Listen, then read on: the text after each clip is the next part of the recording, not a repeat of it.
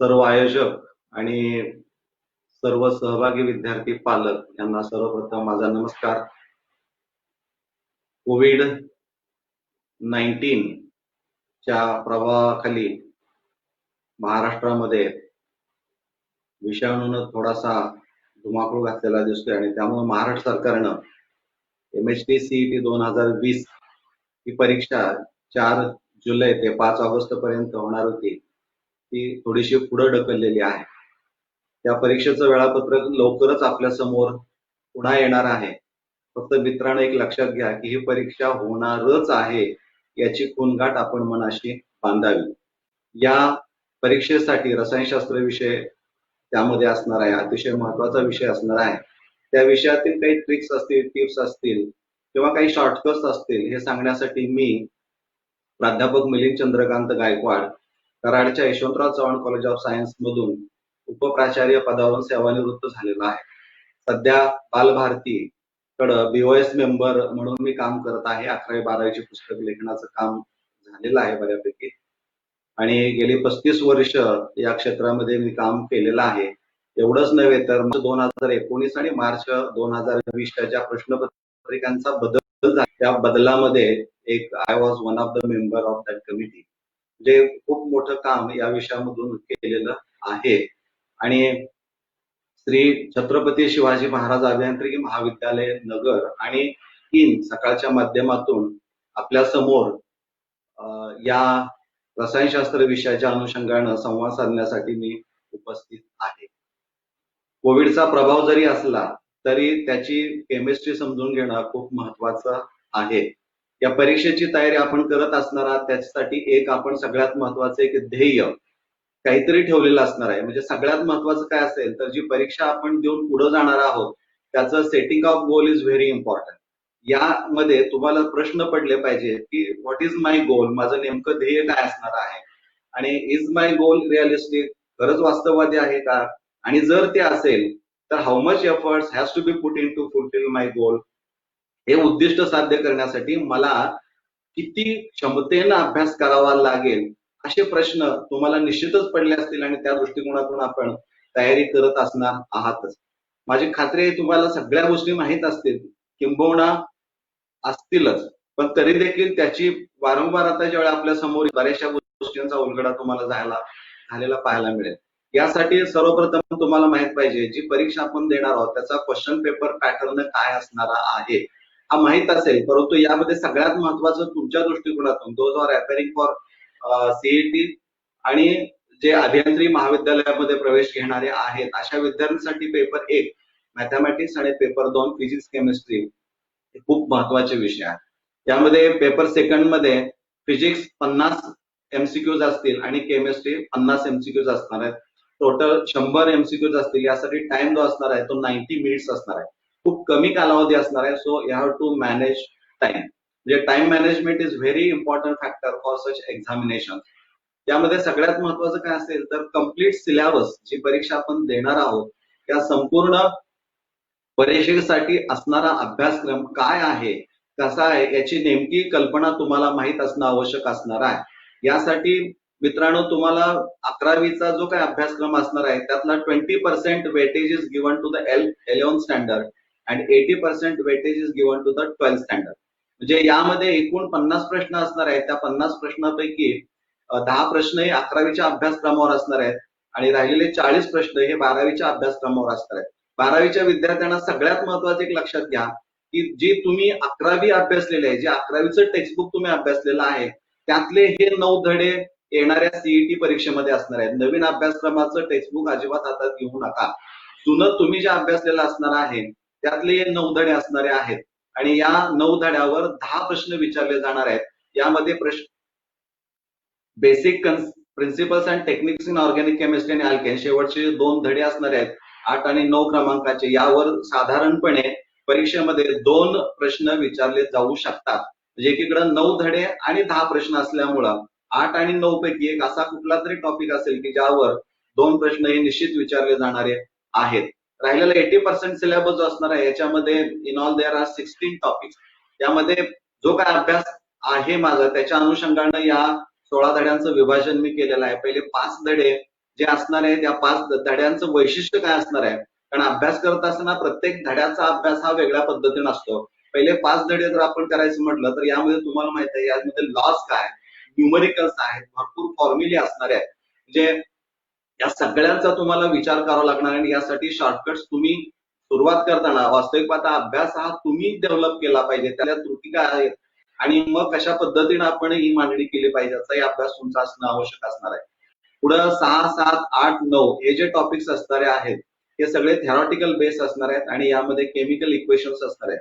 त्यामुळं 6 ते 9चा पुन्हा अभ्यास करत असताना त्याचा व्ह्यू बघण्याचा दृष्टिकोन किंवा त्याची विचार करण्याची पद्धत ही तुम्हाला खूप वेगळी करावी लागणार आहे. त्यानंतर 10 ते 13 हे जे टॉपिक्स असणार आहेत ऑल आर ऑर्गॅनिक टॉपिक्स. त्यामुळं you have to know the name reactions as well as mechanism. म्हणजे यामध्ये रासायनिक अभिक्रिया महत्वाच्या आहेत की ज्यामध्ये what is reactant, reagent, temperature, catalyst, all this thing know. म्हणजे तुम्हाला ह्या सगळ्या गोष्टी माहीत असणं आवश्यक असणार आहे, त्याचं मेकॅनिझम काय असणार आहे हे माहीत असणं आवश्यक आहे.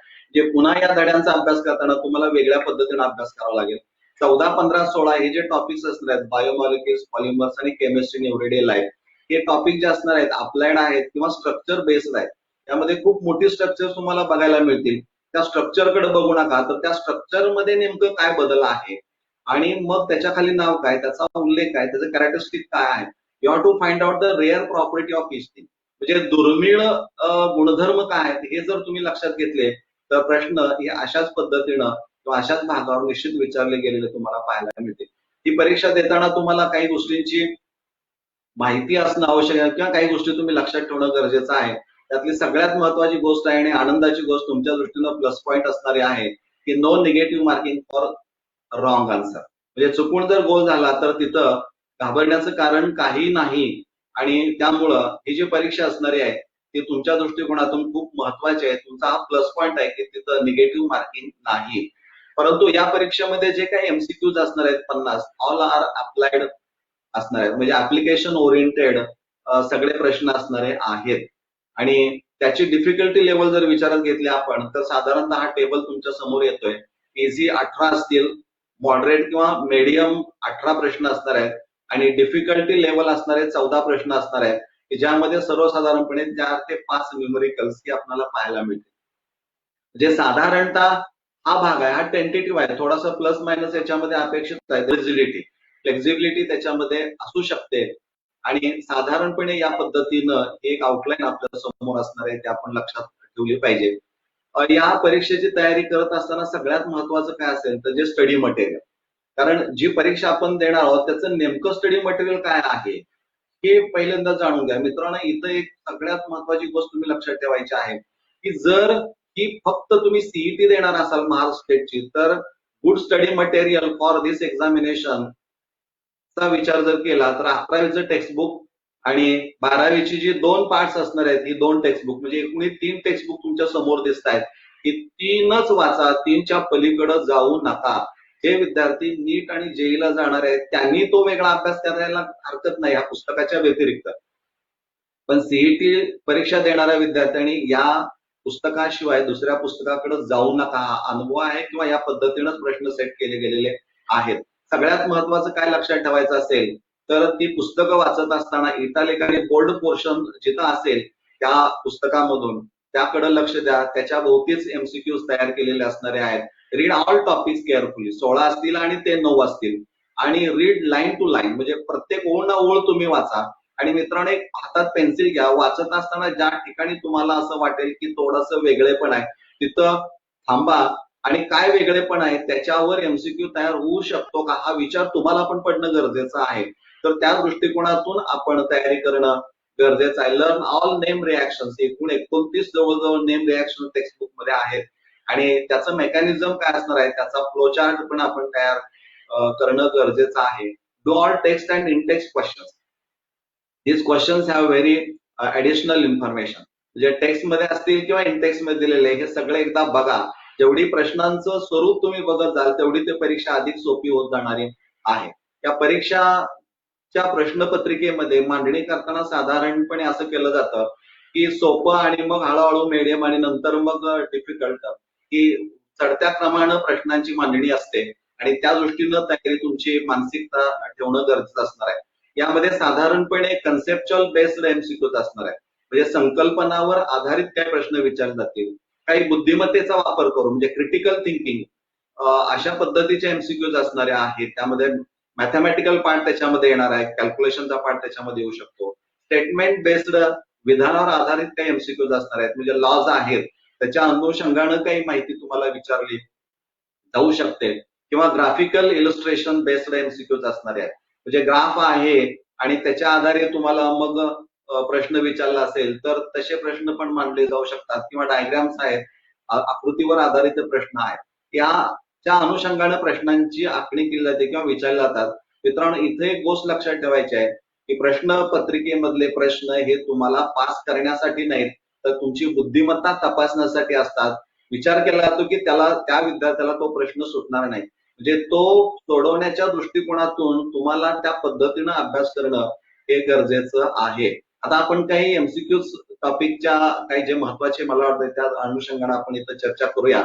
पहिला सॉलिड स्टेट हा टॉपिक जो आहे, या टॉपिक मध्ये हा तुमच्या समोर इथं क्यूब दिसतोय, त्या क्यूबच्या एकूण 8 कोपरे असणार आहेत. प्रत्येक कोपऱ्याला येलो सर्कल जे दिसतंय ते 8 कॉर्नर्स वर असणारे ऍटम्स असणारे आहेत. आणि मग ह्या ऍटमचं कॉन्ट्रीब्युशन त्या क्रिस्टल स्ट्रक्चर मध्ये काय असणार आहे, तर एक तो ऍटम जर स्फिअर विचारात घेतला तर it is in contact with 7 other, जे इतर 7 आणि स्वतःचा मिळून 8चं कॉन्ट्रीब्युशन त्याच्यामध्ये असणार आहे. and in all there are 8 corners, so 8 हे number of atoms present at the corners आणि contribution of corner atom is 1/8. त्यामुळे number of atoms unit cell मध्ये एक तुम्हाला पाहायला मिळतील. हा रेड कलरचा जो दिसतोय तो एज लिंकचा सेंटर आहे आणि त्याचं कॉन्ट्रीब्युशन त्या क्रिस्टल स्ट्रक्चर मध्ये विचारात घेतलं तर 1/4 इतका असणार आहे. हा जो ग्रीन दिसतोय पार्ट तो contribution of face centred atom, म्हणजे इथं एज सेंटरचा विचार जर केला तर असे एकूण 12 एजेस असतील आणि एकूण फेस क्यूबचा विचार जर केला तर एकूण 6 फेसेस तुम्हाला पाहायला मिळतील.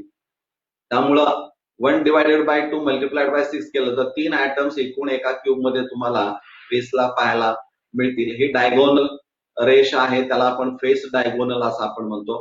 काळा जो सर्कल दिसतोय तो atom present in the body of cube, contribution of body centred atom is 1. तो बॉडीच्या आत असल्यामुळे तो इतर बाहेरच्या दुसऱ्या कुठल्याही युनिट सेलच्या कॉन्टॅक्ट मध्ये असत नाही, त्यामुळे त्याचं कॉन्ट्रीब्युशन त्या युनिट सेलमध्ये फक्त एकच असणार आहे. आणि आताची जी लाईन दिसते एका कोपऱ्यापासून दुसऱ्या कोपऱ्याकडे जाताना त्याला बॉडी डायगोनल असं म्हणतो. बॉडी डायगोनल म्हणजे एक कोपऱ्यापासून बॉडीच्या सेंटरला असणाऱ्या ऍटमच्या केंद्रकातून पुढे ते कॉर्नरला येताना आपल्याला पाहायला मिळतं. मित्रांनो, इथं तुम्हाला दिलेल्या क्यूब मधून number of atoms per unit cell जर कॅल्क्युलेट करायचे असतील तर हा फॉर्म्युला तुम्हाला माहित असायला पाहिजे. एनसी म्हणजे number of atoms at the corners, ती संख्या लिहायची 8 असेल भागिले 8. Number of atoms at the edge of the centre divided by 4, एकूण किती असणार आहेत 12. त्यानंतर एनएफ याचा अर्थ number of atoms at the face असणार आहे डिवाइडेड बाय 2 आणि number of atoms in the body of cube. म्हणजे ज्या क्रिस्टलचा अभ्यास करणार आहात तिथं कॉर्नरला किती आहेत, एज सेंटरला किती आहेत, फेस सेंटरला किती आहेत, बॉडीमध्ये किती आहेत ते लिहायचे आणि त्यावरनं मग तुम्हाला number of atoms per unit cell मिळेल. म्हणजे समजा प्रश्न असा विचारला की the number of atoms per unit cell of FCC चा विचार जर केला तर ते किती असणार आहे हे तुमच्या लक्षामध्ये यायला पाहिजे. म्हणजे फक्त 8 कॉर्नरचे झाले, एजला असणार नाही, बॉडीमध्ये असणार नाही, फेसचा विचार करायचा. फेस 6 असणार आहे, 6 भागिले 2 म्हणजे 3 आणि 8 भागिले 8 म्हणजे 1, 4 ही संख्या येते. म्हणजे यावरनं तुम्हाला अशा पद्धतीच्या प्रश्नांची विचारणा केली तर उत्तर देणं सोपं जाईल. सगळ्यात महत्वाचं आहे पॅकिंग इफिशियन्सीवर काही न्यूमरिकल्स परीक्षेला विचारले जाऊ शकतात. फॉर्म्युला न वापरता देखील तुम्हाला ती कॅल्क्युलेट करून सोडवावी लागतात. तर पॅकिंग इफिशियन्सीचा फॉर्म्युला आहे Z into volume of atom divided by volume of unit cell a cube into 100, म्हणजे पर्सेंटेज काढायचा. Z याचा अर्थ ऍटॉमिक नंबर न समजता number of atoms per unit cell आपल्याला विचारात घ्यायचे आहेत. व्हॉल्यूम ऑफ ऍटम इथं लक्षात घ्या, मी काय सांगतोय ते फार महत्वाचं आहे. Volume of atom is equal to 4/3 pi R cube, हे इतकं आहे. 4/3 1.33 इंटू पायची व्हॅल्यू जर पाहिली तर 3.14 इतकी असणार आहे इंटू आर क्यूब. आर ची व्हॅल्यू लक्षात ठेवा, पाठच करून ठेवा, कुठतर लिहा r is equal to 1.25 fix करा. का आता लक्षात ठेवू नका, कारण हे शॉर्टकट तुमच्याकडे असायला पाहिजे. म्हणजे हे जर सोडवलं आपण तर 1.95 होते ना, सगळ्यांची बेरीज जर केली तर 8.15 इतके ते पाठच करून ठेवायची, लक्षात ठेवायचं. मग सिंपल क्युबिक युनिट सेल मध्ये पॅकिंग इफिशियन्सी काढायची असेल तर झेड ची संख्या 1 आहे गुणुले 8.15 डिवायडेड बाय, इथं मात्र ए जो आहे तो तुम्हाला कॅल्क्युलेट करावा लागेल. यासाठी रेडियस तुम्हाला विचारात घेऊन तो फॉर्म्युला मॉडिफाय करावा लागेल. एवढंच एक फक्त इथं कसं बसणार आहे. बाकीची तयारी जर केली त्या फॉर्म्युल्यामध्ये लगेच तुम्हाला किती पॅकिंग इफिशियन्सी असणार आहे तर 52% असणार आहे आणि फ्री स्पेस जो असणार आहे वाईड तो 48% असणारा आहे. म्हणजे अशा पद्धतीनं body centred cubic unit cell मध्ये किती नंबर ऑफ ऍटम 2, 8.15 परत येणार, तिथं ए ची व्हॅल्यू बदलेल आणि आपण याच फॉर्म्युल्याच्या माध्यमातून जर आपण पुढे गेलो तर पॅकिंग इफिशियन्सी 68% आणि वाईड इज 32%.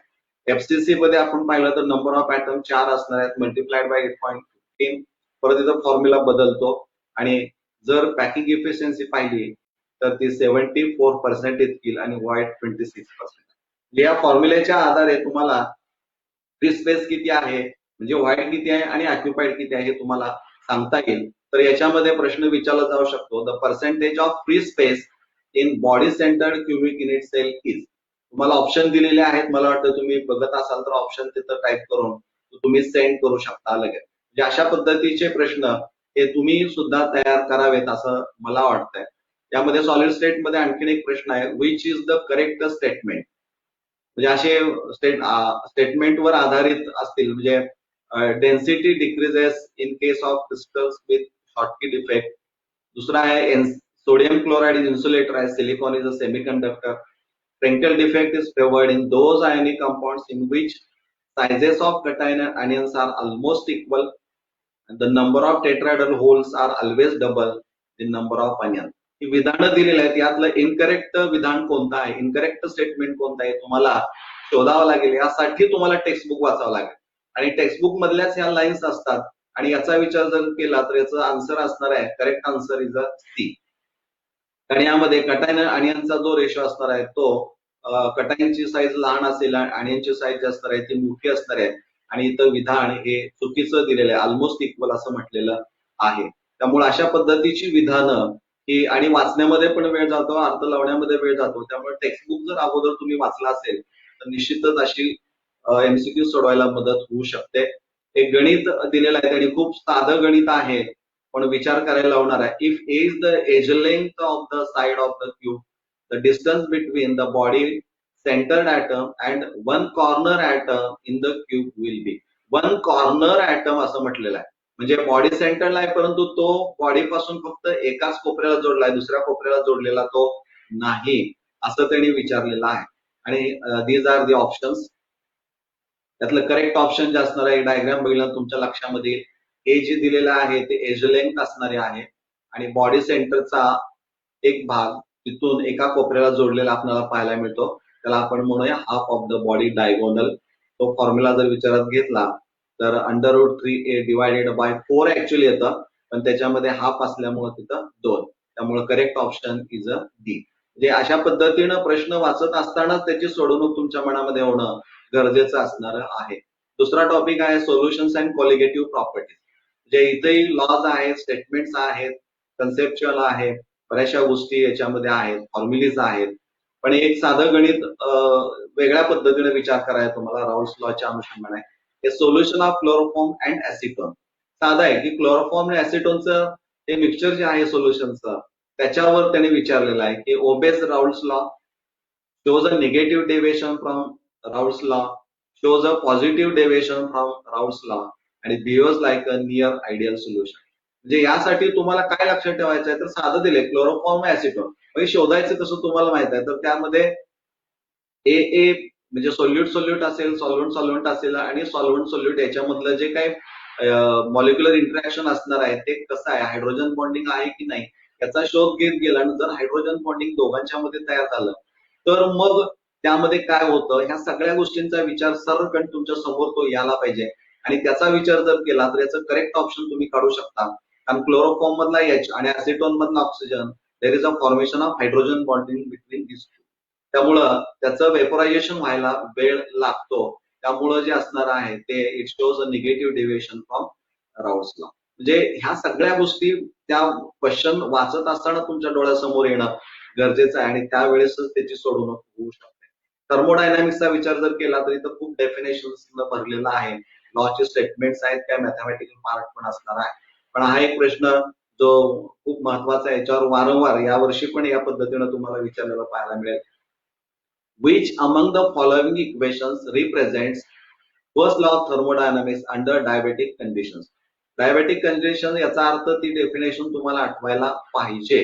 ती कशी असते ही जर माहित असेल तर थेट तुम्ही डोक्यात तुमच्या यायला पाहिजे की हाच पर्याय असणारा आहे. या 4 पर्यायापैकी तुमच्या लक्षामध्ये यायला पाहिजे की डायबेटिक कंडिशन्स याचा अर्थ काय असणार आहे? There is no transfer of heat between system and surrounding. त्यामुळं थर्मोडायनामिक्स फर्स्टला मॅथमॅटिकल एक्सप्रेशन विचारात घ्यायचं आणि त्यावरनं मग क्यू जो असणार आहे हीट ट्रान्सफर जे असणार आहे 0 जर असेल तर फॉर्म्युला कुठला असणार आहे? ती फॉर्म्युला करेक्ट असणार आहे. म्हणजे हे सगळी सोडवणूक प्रश्न वाचत असतानाच एका मनामधून तुमचा तो विचार पुढं सरकत गेला पाहिजे आणि तुमचं बोट न कळत त्या उत्तराच्या जवळ येऊन पोचलं पाहिजे. अशा पद्धतीचा विचार प्रश्न वाचत असतानाच तुम्ही करणं गरजेचं आहे. हा एक प्रश्न खूप छान आहे. Which of the following gas has highest standard एन्थॅल्पी of combustion. म्हणजे एन्थॅल्पी ऑफ कंबशन आहे पण स्टँडर्ड आहे, म्हणजे 1 मोल साठी असणार आहे ती कुणाची जास्त आहे दिलेल्या गॅस पैकी असा प्रश्न विचारला. मिथेन आहे, इथेन आहे, ऍसिटिलीन आहे, इथिलीन आहे. यापैकीचा जर आपण विचार केला तर तुम्हाला त्याचं उत्तर एखादा विद्यार्थी C ट्रिपल बॉन्ड C आहे म्हणजे ऍसिटिलीन डी ऑप्शन करेक्ट असेल. परंतु ते जर व्यवस्थित वाचलं तर तुमच्या लक्षामध्ये येईल की इथं थोडासा वेगळेपण आहे. सहजासहजी कुठलेही प्रश्न तुम्हाला लगेच त्याचं उत्तर यावं यासाठी तो काढलेला असत नाही. त्याचं करेक्ट उत्तर असणार आहे जे hydrocarbons which contain more number of carbon atoms that are combined together through single bond. म्हणजे सगळ्यात महत्वाचं काय असणार आहे? सिंगल बॉन्ड जर असणार आहे तर ते बी ऑप्शन असणार आहे की ज्यामध्ये सगळे सिंगल बॉन्ड्स असणार आहेत आणि ती मॅक्झिमम आहे. त्यामुळं करेक्ट ऑप्शन याचं जे असणार आहे ते बी. इलेक्ट्रोकेमिस्ट्री मित्रांनो हा चार्ट आणि त्याच्या पुढे एक मला आवडलेला म्हणून मी खास तयार केलाय तुमच्यासाठी. तर यामध्ये इलेक्ट्रोकेमिकल सिरीज तो टॉपिक अभ्यासताना ह्या गोष्टी असतील. इव्हन दो याचं कुठेही अप्लिकेशन तुम्ही ऑर्गॅनिक केमिस्ट्रीमध्ये पण करू शकता. हे जर तुमच्याकडे असेल इलेक्ट्रोकेमिकल सिरीजचा चार्ट जर व्यवस्थित लक्षात ठेवला तर तुमच्या लक्षात येईल की एकीकडं आपण डाव्या बाजूला पाहिलंय की फ्लोरीनच्या बाजूला त्यांनी लिहिलंय स्ट्रॉंगर ऑक्सिडायझिंग एजंट आणि त्याच्याच खाली एरोला लिहिलंय वीकर ऑक्सिडायझिंग एजंट. जे वीकर ऑक्सिडायझिंग एजंट आहेत उजव्या बाजूला आपण पाहिलं तर स्ट्रॉंगर रिड्युसिंग एजंट्स असणार आहेत आणि तिथंच वरच्या बाजूला पाहिलं तर वीकर ऑक्सिडायझिंग एजंट्स असणार आहेत. म्हणजे इथं या पद्धतीनं जर विचार केला तर एक मला वाटलं की बाबा त्या इलेक्ट्रोकेमिकल सिरीजून आमच्या मुलांनी कसं लक्षात ठेवायचं सगळं. तर यासाठी एक ट्रिक्स थोडक्यामध्ये देतो की बेसला कोण असणार आहे एकदम खाली बॉटमला तर एल आहे, लिथियम आहे आणि टॉपला कोण असणार आहे तर एफ. तिथं थोडस एफच्या पुढे ई आपण आपल्या मनासाठी लिहिलं तर याला एफ म्हणजे काय तयार होतं तर लाईट तयार होतं. म्हणजे हे लाईफशी रिलेटेड आहे असं गृहीत धरून जर आपण लक्षात ठेवलं तर लिथियम बॉटमला आहे आणि टॉपला फ्लोरीन आहे. लिथियम नंतर मग कुठले मेटल्स असणारे आहेत तर मध्ये असणारे हायड्रोजन आणि मग पोटॅशियम आहे, सोडियम आहे, मॅग्नेशियम आहे, अल्युमिनियम आहे, झिंक आहे, लीड आहे आणि हायड्रोजनच्या वर जे असणारे आहेत ते टिन आहे, कॉपर, आयर्न पुन्हा आहे की ज्याचे ऑक्सिडेशन स्टेट तुम्हाला 3+ पाहायला मिळते आणि एज. मग Fe2+ कुठे आहे तर इथं आहे लक्षात घ्या. म्हणजे याच्यावर पण प्रश्न विचारला जाऊ शकतो Fe2+ आणि Fe3. म्हणजे एवढे जर लक्षात ठेवले तर एवढ्यावरच साधारणपणे प्रश्न विचारला जाऊ शकतो. तर फ्लोरीन जो असणार आहे तो it is the strongest oxidising agent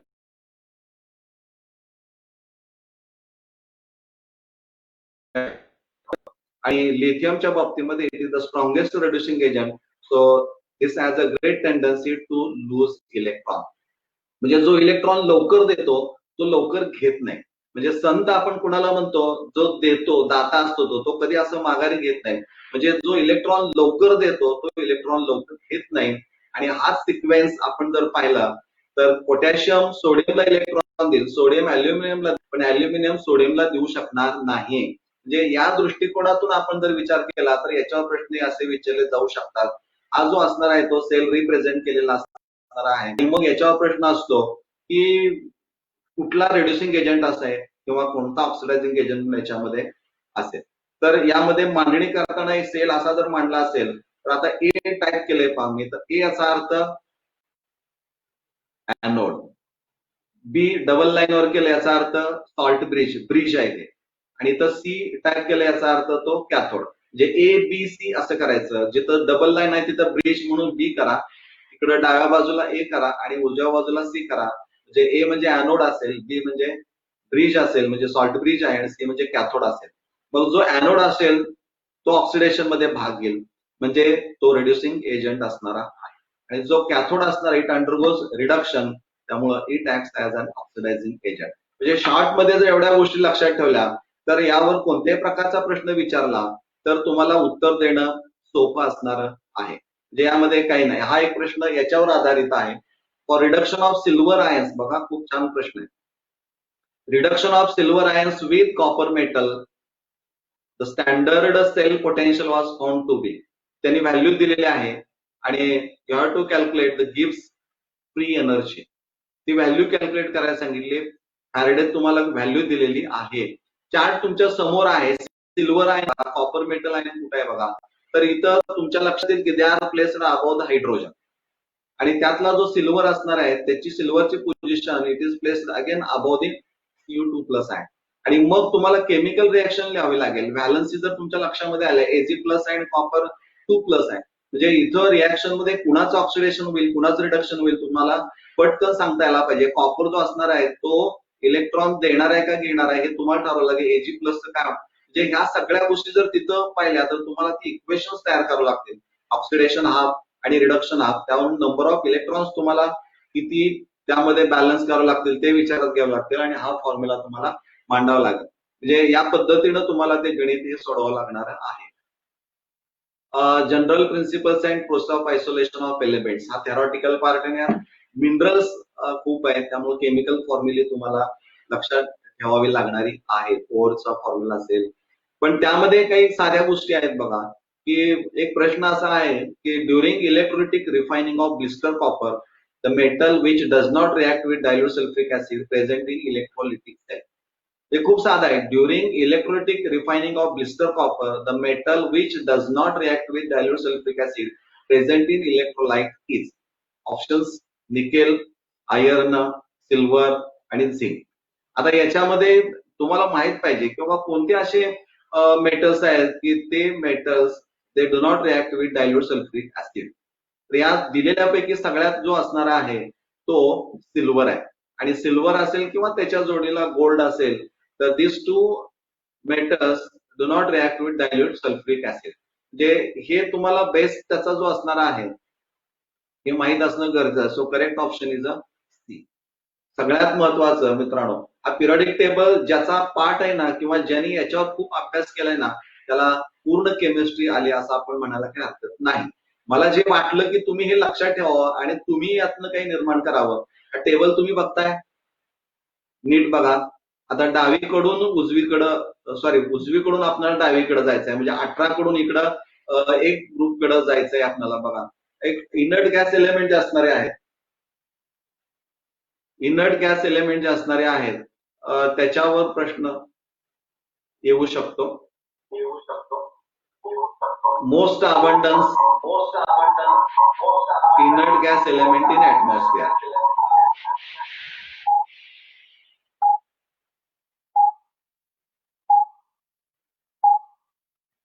table जर पाहिला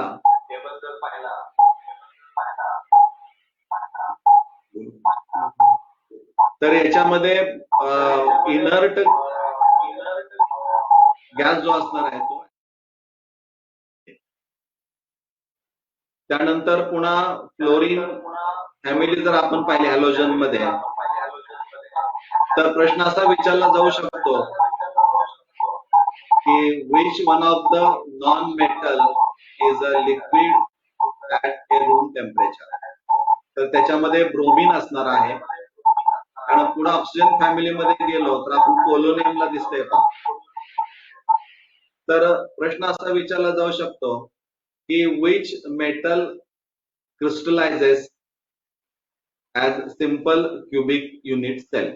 म्हणजे polonium is the only one metal which crystallises in simple cubic unit cell. किंवा पुढची नायट्रोजन फॅमिलीमध्ये रेअर प्रॉपर्टी शोधत गेला तर तुमच्या लक्षात येईल की bismuth is the only one element which has no allotropes. तो एलोट्रॉप्स दाखवत नाहीये, त्यामुळे ती प्रॉपर्टी तुमच्या लक्षामध्ये गरजेचं आहे सांगणं. त्यानंतर पुढचा कार्बन मध्ये लीड असा आहे पहा तुम्ही, कॉर्निशन कंपाऊंड मध्ये ईडीटी तुम्हाला माहित आहे, मल्टिपल लिगँड्स आपण म्हणतो. तर बॉडीमध्ये असणाऱ्या ह्युमन बिईंगच्या बॉडीमध्ये असणारं जे ब्लड आहे त्याच्यामध्ये काही वेळेस लीड असू शकतं. तर ते बॉडीमधून काढण्यासाठी चिलेशन किंवा चिलेट तयार करावं लागतं, त्यासाठी ईडीटी वापरायचं आणि लीड हा काढून घेतला जातो. मर्क्युरी असा आहे की दिस इज अनदर मेटल किंवा एकच मेटल आहे तो which is liquid at room temperature. म्हणजे यामध्ये ग्रुपमध्ये कोणत्या कोणत्या प्रॉपर्टी अशा आहेत की ज्यामध्ये वेगळे पण आपल्याला पाहायला मिळतं. इथं सेमीकंडक्टर तुम्हाला अभ्यासाला सोपा, एवढ्यावर सगळा अभ्यासच बसायचं नाही. जर आपण addition of boron to silicon केला तर it give P type of semiconductor. कारण सिलिकॉनच्या जागी जर बोरॉन आला तर बोरॉन जर आला तर बोरॉनची व्हॅलन्सी 3 आहे, सिलिकॉनची 4 आहे. त्यामुळं तो ऑक्युपाय जर केला तर एक बॉन्ड शिल्लक राहतो, त्यामुळं तिथं वेकंट प्लेस तयार होतो, तो पॉझिटिव्ह चार्ज म्हणून ऍक्ट होतो आणि मग तो ऑक्युपाय होण्यासाठी कशा पद्धतीनं मुवमेंट होते हे तुम्हाला सांगता यायला पाहिजे. किंवा त्यामध्ये जर आर्सेनिक ऍड केलं सिलिकॉन मध्ये तर एन टाईप सेमीकंडक्टर तुम्हाला पाहायला मिळतो, कारण आर्सेनिकची व्हॅलन्सी पुन्हा सिलिकॉन पेक्षा जास्त आहे, म्हणजे एक इलेक्ट्रॉन एक्सेस आहे, त्यामुळे एन टाईप निगेटिव्ह इलेक्ट्रॉन असल्यामुळे त्याला एन टाईप सेमीकंडक्टर असतो. एवढ्या म्हणजे टेबलवरनं देखील तुम्हाला बऱ्याचशा गोष्टी ह्या सांगता येतील. कॉपर, सिल्वर आणि गोल्ड हे कॉइनेज मेटल्स म्हणून विचारात घेतले जातात. सगळ्यात महत्वाचं पहा इथं चौकटीमध्ये एफी, कोबाल्ट आणि निकेल असणारे आहेत. these are the metals which show permanent magnetic property. आणि याच्या जोडीला लॅन्थनाइट सिरीज मधला एक आहे जीडी, गॅडोलिनियम जो असणार आहे तोही त्याच्या बरोबर असणार आहे. त्यानंतर पुढं लिथियम जो असणार आहे, आता पाहिलं strongest reducing agent, weakest oxidising agent असणार आहे. त्यानंतर सोडियम आणि potassium plays very important role in human being. आपल्या शरीरामध्ये जे सेल असणारे आहेत त्यामध्ये सोडियम आणि पोटॅशियमचं प्रमाण हे जे अपेक्षित आहे ते असणं आवश्यक असणार. यातलं संतुलन जर बिघडलं तर काय होऊ शकतं हा खूप मोठा धोका याच्यामध्ये. त्यामुळे या दोन एलिमेंट्सचं महत्व आपल्याला माहित असणं आवश्यक आहे. त्याच्यावरही प्रश्न तो बायोलॉजिकल इम्पॉर्टन्सवर तो आधारित विचारला जाऊ शकतो. किंवा इथं चौकट दिसते पहा, झिर्कॉनियम आणि ऑक्विन. तो एचएफ जो असणार आहे आणि झिर्कॉनियम ही जी पेअर असणारी आहे त्याला केमिकल ट्विन्स असं आपण म्हणतो. तशी दुसरी जोडी आहे एनबीटीए, तशी तिसरी जोडी आहे एमओडब्ल्यू. या पद्धतीनं तुम्ही अभ्यास जर केला तर या टेबलवरनं बराचसा अभ्यास तुमचा होऊ शकतो. Barium, it is a barium sulphate actually, परंतु बेरियम म्हणून त्याचा मेडिकल यूज केला जातो. म्हणजे पोटाचे काही विकार असतील तर ते एक्सरे काढण्यासाठी त्याचा वापर केला जातो. म्हणजे अशा गोष्टी जर तुम्ही एक एक ग्रुप बघितला आणि त्यातलं रेअर प्रॉपर्टी कुणाचे आहे हे जर पाहिलं तर निश्चित तुम्हाला त्याच्यावर प्रश्न सेट केलेला पाहायला मिळू शकतो. अशा पद्धतीचा अभ्यास तुम्ही करणं गरजेचं आहे. याच्यामध्ये आता पहा, diatomic molecular ion with Z is equal to 7. म्हणजे ट्रिक्स आहेत हे बॉन्ड ऑर्डर कॅल्क्युलेट करण्यासाठी आहे. याला बाबा रूल असं म्हटलेलं आहे. BA दिसते का पहा.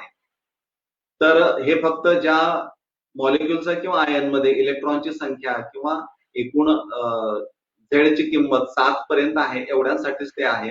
काही एक्सेप्शन्स पुढे येतात ऑक्सिजनला वगैरे.